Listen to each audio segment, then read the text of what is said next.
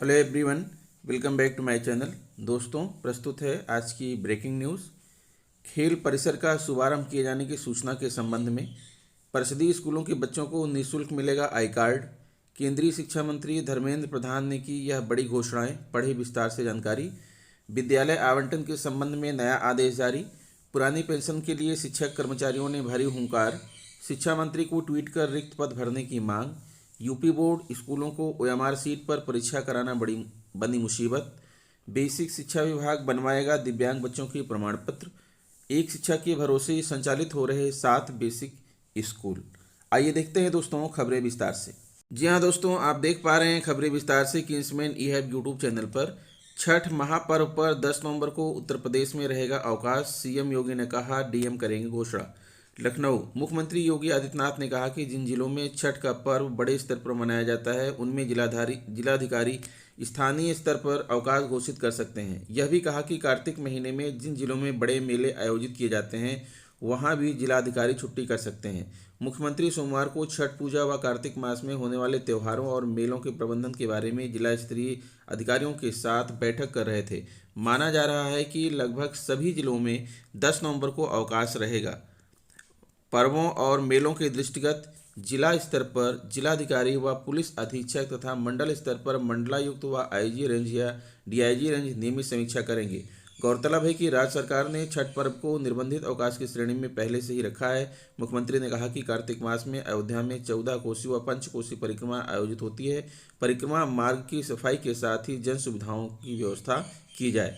दोस्तों, यह आदेश है शिक्षा निदेशक बेसिक उत्तर प्रदेश लखनऊ का। सेवा में जिलाधिकारी, जिला बेसिक शिक्षा अधिकारी आगरा, अम्बेडकर नगर, अमेठी, बांदा, बाराबंकी, बरेली, भदोही, देवरिया, इटावा, फतेहपुर, गोंडा, गोरखपुर, हापुड़, हरदोई, कन्नौज, कानपुर देहात, कासगंज, ललितपुर, लखनऊ, मऊ, पीलीभीत, प्रतापगढ़, सहारनपुर, शाहजहांपुर, सीतापुर, सोनभद्र तथा सुल्तानपुर। 8 नवंबर का यह आदेश है।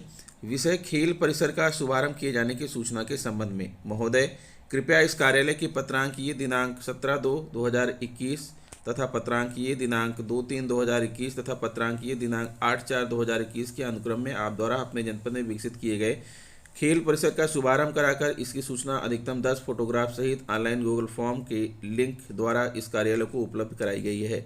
उक्त के संबंध में आपको निर्देशित किया जाता है कि अपने जनपद में विकसित किए गए खेल परिसर पर संचालित खेल संबंधी क्रियाकलापों एवं खेल परिसर की वर्तमान स्थिति से इस कार्यालय को अवगत कराने का कष्ट करें। भौदीय डॉक्टर सर्वेंद्र विक्रम बहादुर सिंह, शिक्षा निदेशक बेसिक उत्तर प्रदेश लखनऊ। परिषदीय स्कूलों के बच्चों को निःशुल्क मिलेगा आई कार्ड। बदायूं, प्रदेश सरकार की ओर से परिषदीय स्कूल में पढ़ने वाले छात्र छात्राओं को अब तक स्कूल यूनिफॉर्म, जूता मोजा, स्वेटर, किताबें आदि निःशुल्क दिए जाते थे। इस बार बच्चों के अभिभावकों के खातों में 11,1100 रुपये डाले गए हैं ताकि अभिभावक खुद ही ये चीज़ें खरीद सकें। इसी क्रम में अब परिषदीय स्कूलों के बच्चों को शासन की तरफ से आई कार्ड दिया जाएगा। वहीं बीएसए डॉक्टर महेंद्र प्रताप सिंह ने शासन से जो निर्देश मिले हैं उनके बारे में सभी शिक्षकों को अवगत करा दिया गया है। बताया जा रहा है कि परिचय पत्र के लिए कार्ड निःशुल्क दिया जाएगा, लेकिन रंगीन फोटो खिंचवाने का शुल्क बच्चों को देना होगा। केंद्रीय शिक्षा मंत्री धर्मेंद्र प्रधान ने भी की यह बड़ी घोषणाएं, पढ़े विस्तार से जानकारी। कोविड संक्रमण के चलते 2 साल के अंतराल पर सोमवार को इलाहाबाद सेंट्रल यूनिवर्सिटी का दीक्षांत समारोह आयोजित किया गया। ऐतिहासिक सीनेट हॉल में आयोजित हुए दीक्षांत समारोह के मुख्य अतिथि केंद्रीय शिक्षा, कौशल विकास एवं उद्यमिता मंत्री धर्मेंद्र प्रधान ने मेधावी छात्र छात्राओं को मेडल और उपाधियां प्रदान की। इस मौके पर उन्होंने इलाहाबाद सेंट्रल यूनिवर्सिटी को उत्तर भारत का सबसे प्राचीन विश्वविद्यालय बताया और इसकी प्राचीन और गौरवशाली परंपरा पर भी चर्चा की। उन्होंने इस मौके पर इलाहाबाद सेंट्रल यूनिवर्सिटी की 2 बहुत बड़ी घोषणाएं की। केंद्रीय शिक्षा मंत्री धर्मेंद्र प्रधान ने कहा कि प्रधानमंत्री नरेंद्र मोदी की प्रेरणा से यूजीसी ने इलाहाबाद सेंट्रल यूनिवर्सिटी में पंडित दीनदयाल उपाध्याय चेयर की स्थापना की है, जो 5 वर्षों के लिए की गई है। इसमें विभिन्न विषयों के शोध और इकोनॉमिक डेवलपमेंट और इकोनॉमिक प्रोग्राम्स के शोध किए जाएंगे, जिससे एक और जहां इस शोध से देश और प्रदेश को विकास को मदद मिलेगी, वहीं छात्र छात्राओं में भी उत्साह आएगा। केंद्रीय शिक्षा मंत्री ने इस मौके पर इलाहाबाद सेंट्रल यूनिवर्सिटी में रिक्त असिस्टेंट प्रोफेसर, एसोसिएट और प्रोफेसर के पदों पर भर्ती किए जाने पर भी अपनी सहमति प्रदान की। उन्होंने कहा कि असिस्टेंट प्रोफेसर के लिए पीएचडी की अनिवार्यता भारत सरकार ने खत्म कर दी है। सरकार का मकसद है कि जो मेधावी छात्र हैं वह विश्वविद्यालयों में असिस्टेंट प्रोफेसर के रूप में आकर शिक्षा व्यवस्था को और मजबूत करें। हालांकि नेट की अनिवार्यता बनी रहेगी। दीक्षांत समारोह में 4 छात्रों को मिला गोल्ड मेडल। दीक्षांत समारोह में 4 छात्रों को चांसलर गोल्ड मेडल से भी नवाजा गया। BALLB के हिमांशु दुबे ने MSc कॉग्निटिव साइंस की शिवनेकर रेवती विजय, BCA की अंशिका मित्तल व MSc बॉटनी की माधवी सिंह को चांसलर मेडल से नवाजा गया। इसके साथ ही BSc बायो ग्रुप की Neha Mishra, MSc computer science की श्रेया अग्रवाल, BA की साल्विका उपाध्याय व एमएससी बायोटेक्नोलॉजी के शशांक मणि त्रिपाठी को चांसलर सिल्वर मेडल दिया गया, जबकि बीए के कुलभूषण तिवारी, बीटेक के ऊर्जा श्रीवास्तव को ब्रांज मेडल से नवाजा गया। दीक्षांत समारोह में केंद्रीय शिक्षा मंत्री धर्मेंद्र प्रधान ने इलाहाबाद सेंट्रल यूनिवर्सिटी की स्मारिका और न्यूज़लेटर का भी विमोचन किया। इस मौके पर यूनिवर्सिटी की ओर से पीआरओ डॉक्टर जया कपूर ने अभिनंदन पत्र पढ़ा और कुलपति प्रोफेसर संगीता श्रीवास्तव ने केंद्रीय मंत्री को अभिनंदन पत्र देकर व शाल ओढ़ाकर सम्मानित किया। इस मौके पर इलाहाबाद सेंट्रल यूनिवर्सिटी के पूरा छात्र और महिला हॉकी टीम के कोच पीयूष दुबे को भी केंद्रीय मंत्री धर्मेंद्र प्रधान ने मंच पर सम्मानित किया। दीक्षांत समारोह में इलाहाबाद सेंट्रल यूनिवर्सिटी के चांसलर आशीष चौहान और उनकी पत्नी सोनल चौहान भी मौजूद रहीं। चांसलर आशीष चौहान की पत्नी टाटा मेमोरियल में रेडियोलॉजिस्ट हैं। इस मौके पर कुलाधिपति ने उपाधियां प्राप्त करने वाले छात्र छात्राओं को दीक्षा प्रदान की। मंच पर चांसलर, वाइस चांसलर और केंद्रीय मंत्री के साथ ही science dean professor Shekhar Srivastava और रजिस्ट्रार प्रोफेसर N.K. शुक्ला भी मौजूद रहे हैं। कोरोना काल में आयोजित दीक्षांत समारोह में मेडल और उपाधियां पाकर छात्र छात्राओं के बीच चेहरे खिल उठे। तमाम छात्र छात्राओं ने जहां इसे अपने जीवन का अविस्मरणीय पल बताया, वहीं छात्र छात्राओं ने केंद्रीय शिक्षा मंत्री धर्मेंद्र प्रधान के हाथों से मेडल और उपाधि हासिल करने को भी अपने लिए गौरवपूर्ण क्षण बताया है। मेडल और उपाधियां हासिल करने वाले छात्र छात्राओं ने इलाहाबाद सेंट्रल यूनिवर्सिटी के गुरुजनों का भी आभार जताया है कि उनके कुशल मार्गदर्शन में उन्होंने यह मुकाम हासिल किया। अगला आदेश है दोस्तों, प्रेषक सचिव उत्तर प्रदेश बेसिक शिक्षा परिषद प्रयागराज सेवा में स्वास्थ्य जिला बेसिक शिक्षा अधिकारी उत्तर प्रदेश। 8 नंबर का आदेश है 69,000 सहायक अध्यापक भर्ती के रिक्त पदों पर तृतीय चरण में चयनित 5,695 अभ्यर्थियों के विद्यालय आवंटन के संबंध में। महोदय कृपया उपर्युक्त विषय किस कार्यालय के पत्र संख्या ये दिनांक 29/10/2021 का संदर्भ ग्रहण करने का कष्ट करें, जिसके द्वारा नवनियुक्त अध्यापक अध्यापकों के विद्यालय आवंटन हेतु ऑनलाइन डाटा वेरिफिकेशन हेतु आवश्यक निर्देश प्रेषित किए गए थे, किंतु तत्समय अपरिहार्य कारणों से कार्रवाई रोकी गई थी।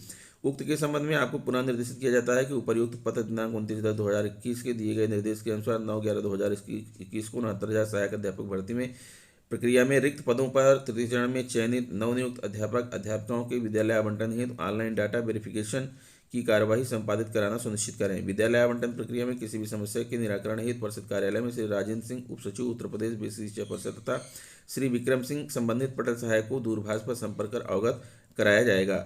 भौदीय प्रताप सिंह बघेल, सचिव उत्तर प्रदेश बेसिक शिक्षा परिषद प्रयागराज।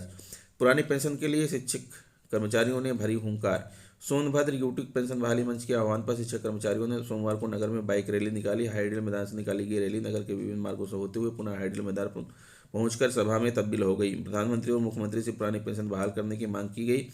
बाइक रैली में शिक्षक व विभिन्न विभागों के कर्मचारी शामिल रहे। शिक्षक संघ के जिला अध्यक्ष रविभूषण सिंह और मंत्री धीरेन्द्र पति तिवारी ने कहा कि पेंशन हक है, इसे हम लेकर रहेंगे। उत्तर प्रदेश प्राथमिक संघ के जिलाध्यक्ष योगेश पांडे व जिला संरक्षक जयप्रकाश राय ने कहा कि यदि पेंशन बहाल नहीं की गई तो शिक्षक कर्मचारी आंदोलन को बाध्य होंगे। अशोक त्रिपाठी और क्रांति सिंह ने कहा कि यदि पुरानी पेंशन बहाल नहीं किया गया तो सड़क से सदन तक आंदोलन किया जाएगा।